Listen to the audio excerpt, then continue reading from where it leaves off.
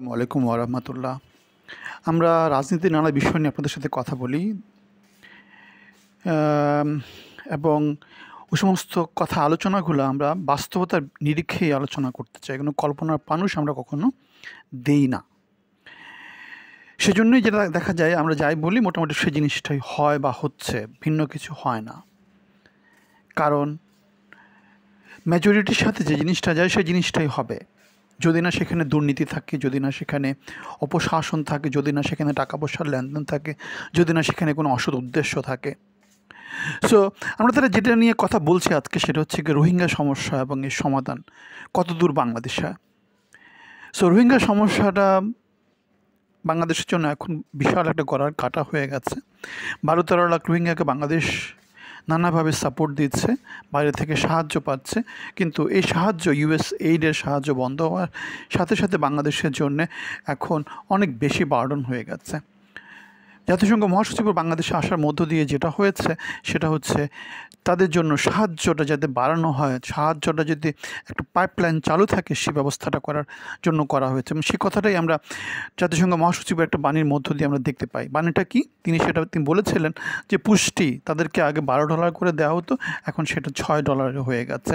সুতরাং যেটা দাঁড়াচ্ছে, তাদের খাবার, তাদের পুষ্টি সব কিছু এখন অর্ধেকে নেমে যাবে এবং এটা অতি সহজে ছাড় পাবে বলে আমাদের মনে হয় না। যেটা হবে, যেহেতু রোহিঙ্গারা মোটামুটি অনেক বেশি অধিকার সচেতন, সুতরাং যেটা হবে সেখানে একটা অস্থিতিশীল পরিস্থিতি নতুন করে তৈরি হবে এবং বাড়বে। আপনারা যদি ভিন্নমত হন আমাদের কমেন্টে জানাবেন। সো আমরা যেটা বলছিলাম, বাংলাদেশের জন্য এটা নিরাপত্তা হুমকি। এবং বাংলাদেশের এই যে অস্থায়ী সরকার, ইউনূস সরকার, সেই সরকার 7 মাস হয়ে গেল, তারা কিছু করতে পারবে বলে আমাদের মনে হয় না। এবং ইউনূস সরকার যেটা বলেছে, যে দাবি করেছে আগামী 1 বছরের মধ্যে রোহিঙ্গাদেরকে তাদের যে বাসস্থান মায়ানমার বা আরাকানে ফেরত পাঠাবে, সেই জিনিসটা যে খুবই অনেক বেশি মিথ্যা বাগাড়ম্বর, সেটা আমরা এই যে সিম্পলি আলোচনা থেকে বুঝতে পারি। যে তাদের সাহায্য বন্ধ হয়ে যাচ্ছে, 13 লাখ রোহিঙ্গা বাংলাদেশে আছে এবং এই রোহিঙ্গাদেরকে যদি আগামী 1 বছরের মধ্যে পাঠাতে হয়, তাহলে প্রতিদিন 4000 করে রোহিঙ্গাদেরকে মায়ানমারে ফেরত পাঠাতে হবে। এবং মায়ানমারের যে আরাকান রাজ্য আছে, সেখানে এখন বিশাল অস্থিতিশীল পরিস্থিতি। বাংলাদেশের সাথে আরাকানের সম্পর্কটা খুব বেশি ভালো না। কেন ভালো না?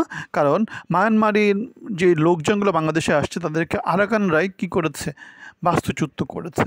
এখন এদেরকে যদি আবার মায়ানমারে ফেরত পাঠাতে হয়, তাহলে কী করতে হবে? আরাকান আর্মির সাথে, যারা এখন ওই এলাকার কন্ট্রোলে আছে, তাদের সাথে ভালো রিলেশনশিপে যেতে হবে। কিন্তু এই কাজটা কে করবে? এই কাজটা করার জন্য কারা আছে? জাতিসংঘ তো সে বুলি দিয়েই শেষ। এখন এখানে যেটা আছে, ইন্টারন্যাশনাল পলিটিক্স এখানে খেলছে, এখন অনেক দিন ধরে খেলতেছে। এখন ইউনূস এসে ম্যাজিক দেখায়, সে সুইজারল্যান্ডের দাভোসে গিয়েছে বিনিয়োগ সম্মেলনে, সেখান থেকে সে খালি হাতে ফিরে আসছে এবং সুইজারল্যান্ড যেটা বাংলাদেশের উপর সাহায্যটা বন্ধ করে দিয়েছে তার সাথে সাথে। কিন্তু বিপরীত দিকে আমরা কী দেখতে পাই? ইন্ডিয়ান যে দলগুলো, 3জন সম্ভবত স্টেট হেড গিয়েছিল তাদের, এবং তারা 200 বিলিয়নের মতো কি নিয়ে আসছিল, ডলারের মতো তারা বিনিয়োগ প্রতিশ্রুতি নিয়ে এসেছিল। আর বাংলাদেশ হচ্ছে কীভাবে? খালি হাতে। বরং দেখা গেছে যে বাংলাদেশকে যে সাহায্যটা দিত, সেই সাহায্যটা বন্ধ করে দিয়েছে। সুতরাং আমরা একটা জিনিসই বলতে চাচ্ছি, সেটা হচ্ছে ডক্টর ইউনূস বাংলাদেশে ক্ষমতায় আসাতে বাংলাদেশের যে খুব বেশি লাভ হয়েছে সেটা কিন্তু বলা যাবে না।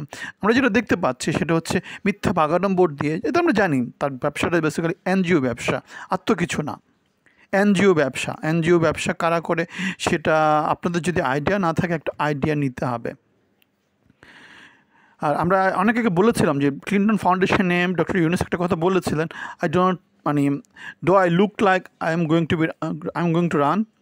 সো আমি একটা কথা বলেছিলাম, ডক্টর ইউনূস খুব বেশি কঠিন পথে তিনি যান না। রাজনৈতিক দল তিনি তৈরি করতে চাইছেন, সেখান থেকে তিনি পিছিয়ে এসেছিলেন। এখন একটা হাতে গড়া রাজনৈতিক দল তিনি তৈরি করতে দিচ্ছেন ছাত্রদের ভিতর থেকে। যে জিনিসটা আমরা উৎসাহিত করি না কেন, ছাত্ররা পড়াশোনা করবে, ছাত্ররা গঠনমূলক কাজ করবে, ছাত্রদের রাজনীতি করার মতো যেই জ্ঞান শক্তি গরিমা দরকার হয়, সেই জিনিসটা তাদের মধ্যে নাই। সারা পৃথিবীর ইতিহাসে আমরা ছাত্রদেরকে কোনো রাজনৈতিক দল তৈরি করতে দেখিনি। আমরা যেটা দেখেছি, বৃদ্ধরা রাজনীতি করে, বৃদ্ধরা দেশে গঠনমূলক কাজে অংশগ্রহণ করে, কারণ তারা হচ্ছে অনেক বেশি ধীর স্থির, অনেক বেশি প্রজ্ঞাবান, জাতিকে পলিসি মেকিংয়ে তারা হেল্প করতে পারে। ছাত্ররা বা যারা যারা আছে তরুণ সমাজ তারা হচ্ছে বিপ্লবের কাণ্ডারি হয়, তারা ফ্রন্ট লাইনে থাকে, তারা বড়দের পরামর্শ নিয়ে যুদ্ধক্ষেত্রে এগিয়ে যায়, দেশ গঠনে ভূমিকা রাখে। আর বাংলাদেশের ক্ষেত্রে আমরা কী দেখতে পাচ্ছি, ছাত্ররা দল তৈরি করছে এবং সেখানে অনুপ্রাণিত করছে কি আমাদের ইউনূস সরকার। সুতরাং আমরা যেটা বলতে যাচ্ছি সেটা হচ্ছে গিয়ে ডক্টর ইউনূস খুব বেশি ভালো কিছু বাংলাদেশের জন্য করছে এমন বলা যাবে না। কিন্তু এর মধ্যে একটা ভালো কথা হচ্ছে গিয়ে তিনি গতকালকে একটা কথা বলেছেন, ডিসেম্বরে একটা নির্বাচন হতে পারে, নির্বাচন একটা হবে। যদিও আমরা দেখতে পাই যে নানা দিক থেকে নানা রকমের আওয়াজ উঠছে, কেউ বলছে জুনে, কেউ বলছে আইনশৃঙ্খলা পরিস্থিতি, কেউ বলছে বিচার, কেউ বলছে শাস্তি নিশ্চিত করা না গেলে অনেক কিছু, না 5 বছর 10 বছর তোমরা ক্ষমতা থাকো বাবারা, আমাদের ডক্টর আসিফ নজরুল কথাটা বলেছেন। সুতরাং আমরা দেখতে পাচ্ছি নানা দিকে নানা রকমের কুকুর বিড়াল নানা রকমের গিয়ে আওয়াজ দিচ্ছে। কিন্তু সত্যিকার বাস্তব কথা হচ্ছে গিয়ে এরা এই যে নানা রকম আওয়াজ আছে, সে আওয়াজগুলো হচ্ছে গিয়ে 1 জন 2 জন ধুঁয়ো তোলা।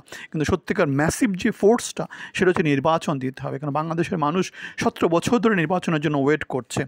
আর এখন যারা আছে তারা নির্বাচিত সরকার না, তারা সুবিধা নিচ্ছে নানা রকমের ডিও লেটার নিয়ে, নানা রকমের চাঁদাবাজি করে, নানা রকমের মাস্তানি করে, নানা রকমের কমিশন বাণিজ্য করে তারা কী করছে, নিজ নিজ লোকগুলোকে বসায় নিচ্ছে এবং এই সময়ে তারা কী করছে, নিজের আখের গুছিয়ে নিচ্ছে। এবং সেই জিনিসটি আমরা দেখতে পাই নানা রকম নিয়োগ বাণিজ্যের মধ্য দিয়ে, নানা রকম বদলি বাণিজ্যের মধ্য দিয়ে, নানা রকমের ব্যবসা টেন্ডার পাইয়ে দেওয়ার বাণিজ্যের মধ্য দিয়ে।